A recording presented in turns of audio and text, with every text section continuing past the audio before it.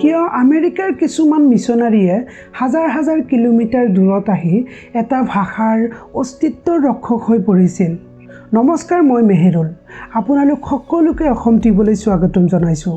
আজিৰ এইটো ভিডিঅ'ত আমেৰিকান মিছনাৰী বেপ্টিষ্টসকলে কেনেকৈ অসমীয়া ভাষাৰ ৰক্ষক হিচাপে থিয় দিছিল এই বিষয়ে আলোচনা কৰিম। যদি ভিডিঅ'টো ভাল লাগে তেন্তে লাইক কৰিব, শ্বেয়াৰ কৰিব আৰু চেনেলটো ছাবস্ক্ৰাইব কৰিবলৈ নাপাহৰিব। 1836 চনত অসমীয়া ভাষা কেৱল অৱহেলিত হোৱা নাছিল, ইয়াক চৰকাৰীভাৱে মচি পেলোৱা হৈছিল। কিন্তু তাৰ পিছত যি ঘটিল সেইটো কোনেও কল্পনা কৰা নাছিল। এটা ধৰ্মীয় মিছন যি পাছত এটা সাংস্কৃতিক আন্দোলনত পৰিণত হ'ল। 1836 চনত ব্ৰিটিছ শাসনে আদালত আৰু বিদ্যালয়ত অসমীয়া ঠাইত বঙালী ভাষা প্ৰৱৰ্তন কৰিলে। দেখিবলৈ এইটো এটা সাধাৰণ প্ৰশাসনিক সিদ্ধান্ত আছিল, কিন্তু বাস্তৱত ই এটা নিঃশব্দ সাংস্কৃতিক ধ্বংসৰ আৰম্ভণি আছিল। ভাষা কেৱল শব্দ নহয়, ই পৰিচয়, ই স্মৃতি, ই আত্মসন্মান। আৰু যেতিয়া অসমীয়াক এটা উপভাষা বুলি কোৱা হ'ল, মানুহৰ ভিতৰত কিবা এটা যেন ভাঙি গ'ল। ঘৰত মানুহে অসমীয়া ক'লে, কিন্তু বাহিৰত নীৰৱতা। আমাৰ শিশুসকলক আন ভাষাত পঢ়িবলৈ বাধ্য কৰা হ'ল। শিক্ষা শক্তি নহয়, এটা বাধা হৈ পৰিল।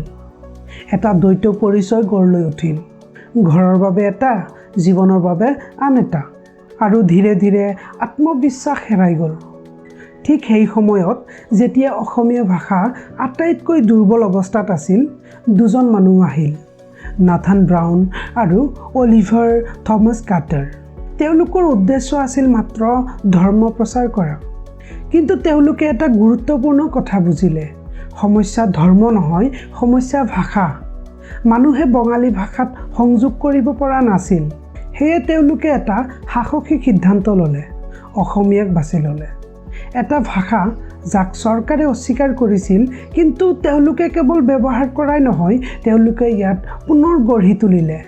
শিৱসাগৰত তেওঁলোকে এটা বিপ্লৱ আৰম্ভ কৰিলে, এটা প্ৰিণ্টিং প্ৰেছৰ সহায়ত। এইটো কেৱল এটা যন্ত্ৰ নাছিল, এইটো আছিল সাংস্কৃতিক বাছনিৰ যন্ত্ৰ। প্ৰথমবাৰৰ বাবে অসমীয়া ভাষা পুনৰ মুদ্ৰণত আহিল। আৰু তাৰ পাছত আহিল অৰুণোদয়। 1846 চনত আৰম্ভ হোৱা এই পত্ৰিকাই অসমীয়াৰ মাত হৈ উঠিল। ই কেৱল ধৰ্মীয় বিষয় নহয়, ই বিজ্ঞান, ইতিহাস আৰু বিশ্বৰ কথা কৈছিল সৰল ভাষাত। প্ৰথমবাৰৰ বাবে সাধাৰণ মানুহে পঢ়িব পাৰিছিল, আৰু তাৰ লগে লগে আত্মবিশ্বাস ঘূৰি আহিল। কিন্তু পুনৰুদ্ধাৰৰ বাবে প্ৰমাণৰ প্ৰয়োজন আছিল, কাৰণ ব্ৰিটিছসকলে কৈছিল অসমীয়া এটা উপভাষা।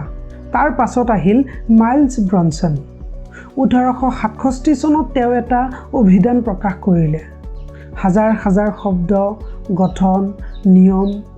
এইটো কেৱল এখন কিতাপ নাছিল, এইটো আছিল প্ৰমাণ যে অসমীয়া এটা পূৰ্ণাংগ ভাষা। আৰু ধীৰে ধীৰে এই সত্য অস্বীকাৰ কৰিব নোৱাৰা হৈ পৰিল। 1870 দশকৰ ভিতৰত অসমীয়া ভাষা পুনৰ জীৱিত হৈছিল। আৰু 1873 চনত ব্ৰিটিছ চৰকাৰে সিদ্ধান্ত সলনি কৰিলে। অসমীয়া পুনৰ বিদ্যালয়লৈ উভতি আহিল। কিন্তু এইটো উপহাৰ নাছিল, এইটো সংগ্ৰামৰ ফল আছিল। এইটো কেৱল এটা ধৰ্মীয় মিছন নাছিল, এইটো এটা সাংস্কৃতিক জাগৰণ আছিল নাথান ব্ৰাউন আৰু মাইলছ ব্ৰনছনৰ। তেওঁলোকে এটা আন্দোলন আৰম্ভ কৰিব বিচৰা নাছিল, কিন্তু তেওঁলোকে কৰিলে। কাৰণ তেওঁলোকে বুজিছিল মানুহৰ লগত কথা পাতিবলৈ তেওঁলোকৰ ভাষাত ক'ব লাগিব।